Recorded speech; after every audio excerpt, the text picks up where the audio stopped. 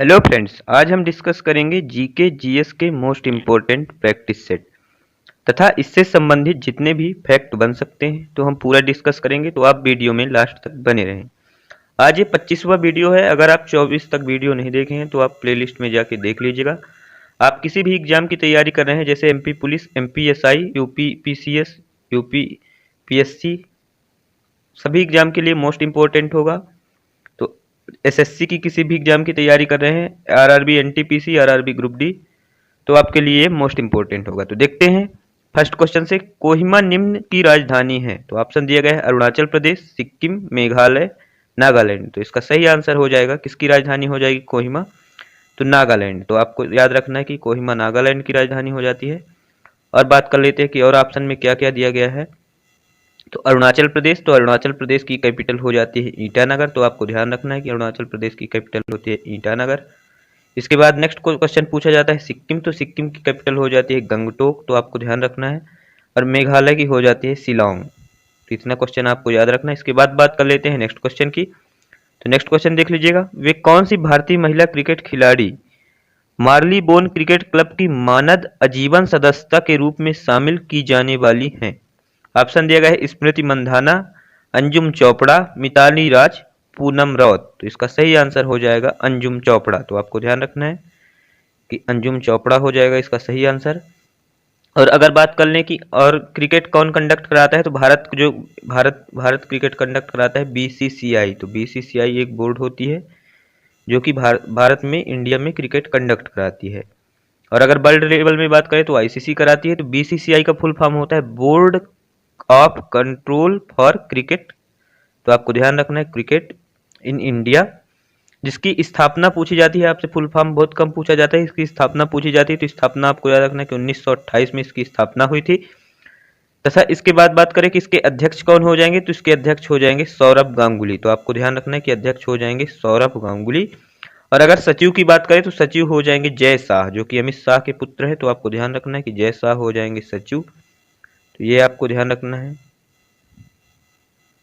इसके बाद बात कर लेते हैं नेक्स्ट क्वेश्चन। तो नेक्स्ट क्वेश्चन देख लीजिएगा। निम्नलिखित में से विटामिन में रुधिर स्कंदन की भूमिका है, मतलब किसकी भूमिका है रुधिर स्कंदन में? ऑप्शन दिया गया है विटामिन ए, विटामिन के, विटामिन डी, विटामिन बी। तो इसका सही आंसर हो जाएगा विटामिन के। तो आप ध्यान रखिएगा कि जो रुधिर स्कंदन में किसकी भूमिका होती है, विटामिन के की। तो अगर बात कर लेते हैं और क्या क्या क्वेश्चन पूछा जाता है विटामिन से, तो विटामिन ए का पूछा जाता है नाम। तो विटामिन ए का रासायनिक नाम होता है रेटिनॉल। तो आपको ध्यान रखना है कि रेटिनॉल हो जाएगा इसका रासायनिक नाम। इसके बाद क्या पूछा जाता है, तो इसके बाद पूछा जाता है कि विटामिन ए की कमी से कौन सी बीमारी होती है? तो आपको ध्यान रखना है कि रतौंधी। तो आपको ध्यान रखना है कि रतौंधी हो जाती है विटामिन ए की कमी से। और अगर पूछा जाए कि विटामिन डी की कमी से कौन सी बीमारी हो जाती है, तो विटामिन डी की कमी से हो जाती है, तो विटामिन डी की कमी से रिकेट्स होती है। और विटामिन डी का रासायनिक नाम क्या होता है? कैल्सीफेराल। तो आपको ध्यान रखना है कि कैल्सीफेराल इसका हो जाएगा रासायनिक नाम। और इसकी कमी से क्या होती है? रिकेट्स, हड्डियां कमजोर हो जाती है, जो कि सूर्य के प्रकाश में पाया जाता है। और अगर विटामिन बी की बात करें तो विटामिन बी का रासायनिक नाम होता है थायमीन। तो आपको ध्यान रखना है कि थायमीन हो जाएगा। और अगर बात करें कि इसकी कमी से कौन सी बीमारी होती है, तो बेरी। तो आपको ये बात ध्यान रखना है। इसके बाद बात कर लेते हैं नेक्स्ट क्वेश्चन। किस सिख गुरु को जफरनामा की रचना की थी? मतलब किस सिख गुरु ने जफरनामा की रचना की थी? ऑप्शन दिया गया है गुरु रामदास, गुरु गोविंद सिंह, गुरु हरगोविंद, गुरु नानक देव। तो गुरु गोविंद सिंह इसका सही आंसर हो जाएगा। सिख के अंतिम गुरु कौन माने जाते हैं? तो गुरु गोविंद सिंह माने जाते हैं। और इसके बाद यहाँ से क्वेश्चन पूछा जाता है खालसा पंथ की स्थापना किसने की थी? तो इन्होंने की थी खालसा पंथ की स्थापना। और फर्स्ट गुरु हो जाएंगे जो सिखों के प्रथम गुरु कौन थे? तो गुरु नानक देव थे, गुरु नानक देव।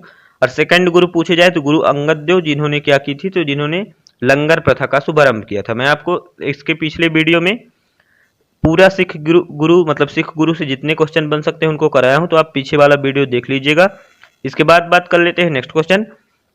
निम्नलिखित में से कौन सा राजमार्ग स्वर्णिम चतुर्भुज का भाग नहीं है? ऑप्शन दिया गया है NH55, NH79, NH2 और NH45। तो इसका सही आंसर हो जाएगा NH45। जो NH45 होता है वो स्वर्णिम चतुर्भुज का भाग नहीं होता है। तो आपको यहाँ से राष्ट्रीय राजमार्ग से क्वेश्चन याद रखना है, जो कि राष्ट्रीय राजमार्ग से एक क्वेश्चन पूछा जाता है कि ये क्वेश्चन पूछा जाता है कि स्वर्णिम चतुर्भुज किससे संबंधित होता है। तो स्वर्णिम चतुर्भुज आपको याद रखना है कि ये सड़क से संबंधित होता है, मतलब राजमार्ग से। कभी राजमार्ग देता है, कभी सड़क देता है। इसके बाद पूछा जाता है कि जवाहर सुरंग किस मतलब कौन से में बना है। तो NH1 में बना है। आपको ध्यान रखना है कि जवाहर सुरंग, तो आप ध्यान रख लीजिएगा जवाहर सुरंग जो कि NH1A में बना है।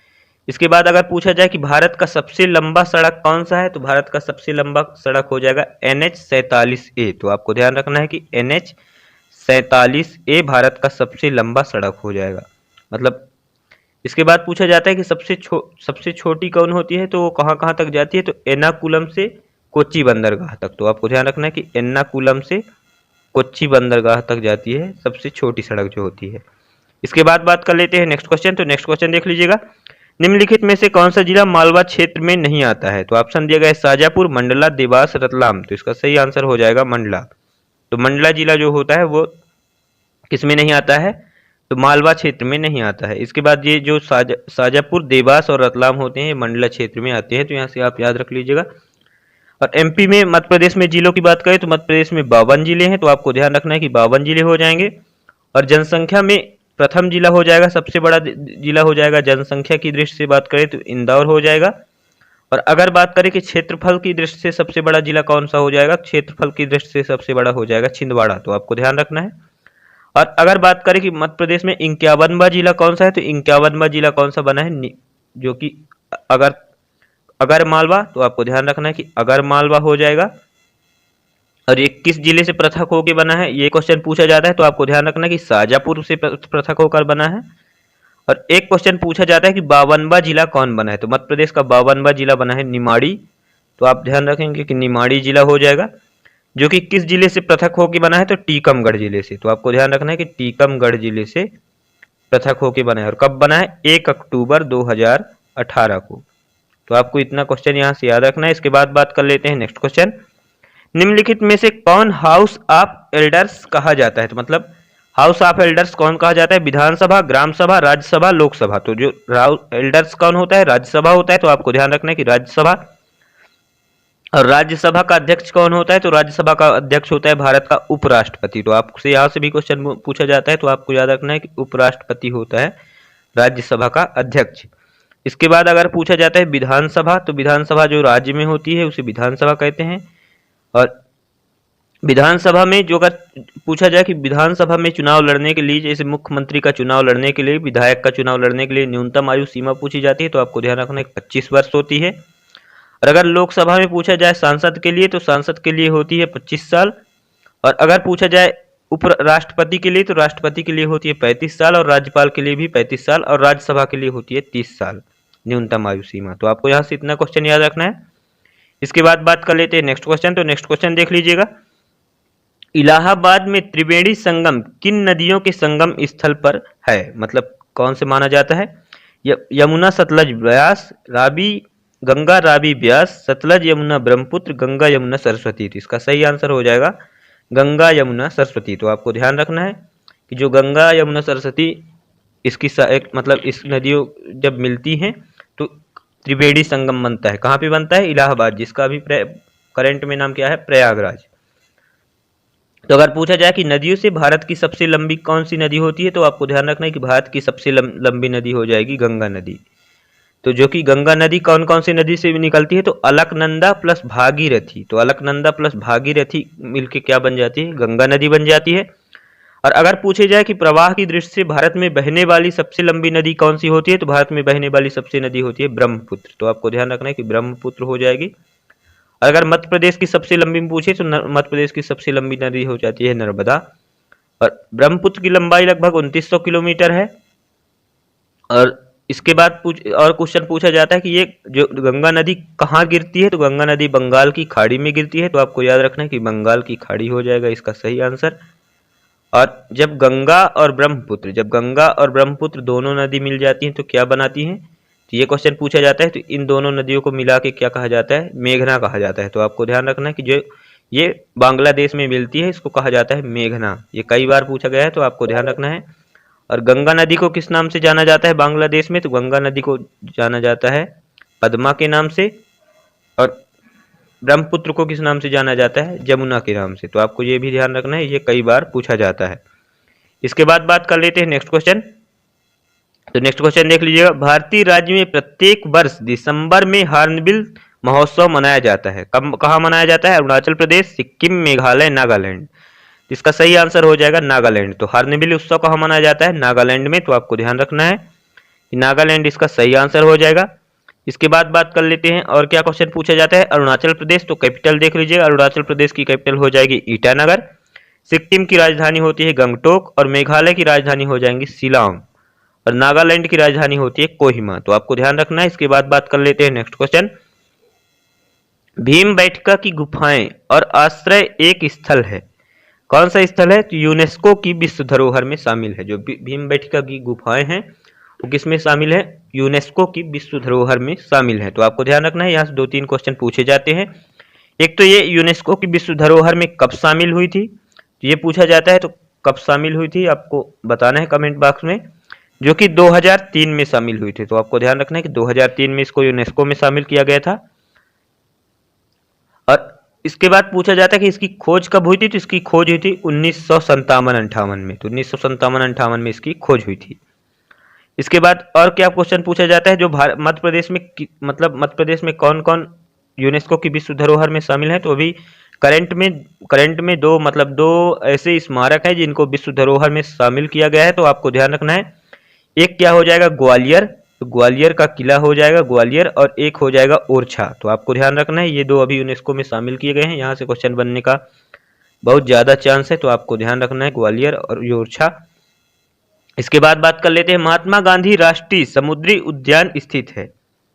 तो आप इसका सही आंसर हो जाएगा पोर्ट ब्लेयर में। पोर्ट ब्लेयर कहाँ है? तो पोर्ट ब्लेयर अंडमान निकोबार द्वीप की राजधानी है। तो आपको ध्यान रखना है। जो कि रामेश्वरम है, रामेश्वरम जो कि एडम्स ब्रिज यहीं पे स्थित है, जो कि भारत और श्रीलंका को जोड़ता है, जो कि भारत और श्रीलंका के बीच मतलब जल है, पानी है। तो आपको ध्यान रखना है। इसके बाद देख लेते हैं नेक्स्ट क्वेश्चन। तो नेक्स्ट क्वेश्चन है, मध्य प्रदेश में किसकी मृत्यु के बाद मराठाओं ने अधिकार कर लिया था? अशोक, औरंगजेब, हर्षवर्धन, कनिष्क। तो इसका सही आंसर हो जाएगा जो औरंगजेब था, औरंगजेब की मृत्यु के बाद किसने कर लिया था अधिकार? तो इसका सही आंसर हो जाता है मराठा ने। तो मराठाओं ने अधिकार कर लिया था। तो आपको ध्यान रखना है। और अगर पूछा जाए अशोक, तो अशोक किस वंश का था? तो यहाँ से वंश पूछे जाते हैं आपसे। तो अशोक आप याद रखिएगा मौर्य वंश से संबंधित था। तो अशोक हो जाएगा मौर्य डायनेस्टी से। औरंगजेब मुगल शासक था, तो ये तो सब लोग जानते होंगे। अगर हर्षवर्धन पूछा जाए कि हर्षवर्धन कौन से शासक मतलब किस वंश से संबंधित था, तो आपको ध्यान रखना है कि हर्षवर्धन हो जाएगा पुष्यभूति वंश से। तो कई बार पूछा गया है, तो आप ध्यान रखेंगे कि पुष्यभूति वंश से संबंधित था। और अगर कनिष्क पूछा जाए तो कनिष्क मोस्ट इंपोर्टेंट है, कनिष्क हो जाएगा कुषाण वंश से। तो आपको ध्यान रखना है कि कुषाण वंश से संबंधित था कनिष्क। इसके बाद देख लेते हैं नेक्स्ट क्वेश्चन, सतपुड़ा वन्यजीव अभ्यारण्य कहाँ स्थित है? होशंगाबाद, छिंदवाड़ा, सिंध, खजुराहो। तो जो सतपुड़ा वन्यजीव अभ्यारण्य हो जाता है वो होशंगाबाद में हो जाता है। तो आपको ध्यान रखना है। और एक क्वेश्चन और पूछा जाता है होशंगाबाद से, बोरी वन्यजीव अभ्यारण्य कहाँ है? तो आपको ध्यान रखना है होशंगाबाद में हो जाएगा।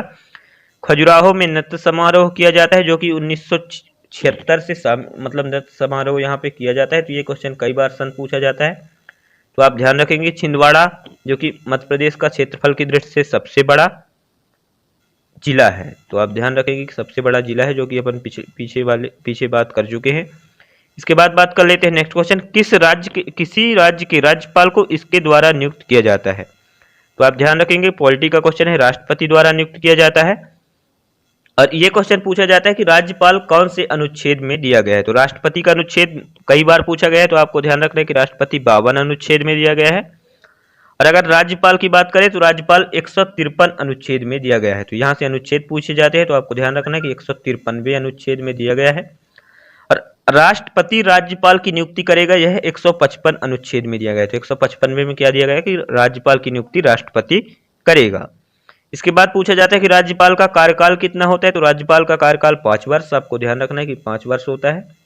और अगर राष्ट्रपति का पूछा जाए तो राष्ट्रपति का भी 5 वर्ष होता है, मुख्यमंत्री सबका 5 वर्ष होता है, लेकिन लोकसभा का होता है 6 साल। तो आपको ध्यान रखना है कि लोकसभा का हो जाएगा 6 साल। इसके बाद देख लीजिएगा, प्रत्येक वर्ष राष्ट्रीय ऊर्जा संरक्षण दिवस मनाया जाता है। 14 दिसंबर, 14 नवंबर, 14 अक्टूबर, 14 दिसंबर। इसका सही आंसर हो जाता है 14 दिसंबर को मनाया जाता है ऊर्जा संरक्षण दिवस। तो आपको ध्यान रखिएगा, ये कई बार पूछा गया है 14 दिसंबर। तो ये देख लीजिए यहाँ पे 14 दिसंबर दिया है। इसके बाद पूछा जाता है 14 नवंबर को कौन सा दिवस मनाया जाता है, तो 14 नवंबर को बाल दिवस मनाया जाता है, जो कि अभी ये पुराना हो गया है। अभी पूछा जाता है कि शुगर डे, मतलब ये पूछा जाता है अभी, अगर 14 नवंबर की बात करें तो 14 नवंबर को आपसे पूछा जाता है अभी लेटेस्ट में। तो आप इसको कमेंट में बताएंगे क्या पूछा जाता है। इसके बाद बात करें कि 14 अक्टूबर, तो 14 अक्टूबर को कौन सा दिवस मनाया जाता है, तो वर्ल्ड स्टैंडर्ड डे, तो आप विश्व मानक दिवस, जो कि अभी अभी एनटीपीसी में पूछा गया था। तो आपको ध्यान रखना है कि विश्व मानक दिवस मनाया जाता है। और अगर बात करें 14 नवंबर को मधुमेह दिवस मनाया जाता है, तो आपको ध्यान रखना है कि मधुमेह हो जाएगा। तो आप याद कर लीजिएगा। इसके बाद बात कर लेते हैं। तो थैंक यू। अगर आपको वीडियो पसंद आई हो तो लाइक करें, शेयर करें, सब्सक्राइब करें। और ये 25वां वीडियो है। अगर आप 24 तक वीडियो नहीं देखे हैं तो आप प्लेलिस्ट में जाके देख लीजिएगा। आप किसी भी एग्जाम की तैयारी कर रहे हैं, आपके लिए मोस्ट हेल्पफुल होगा।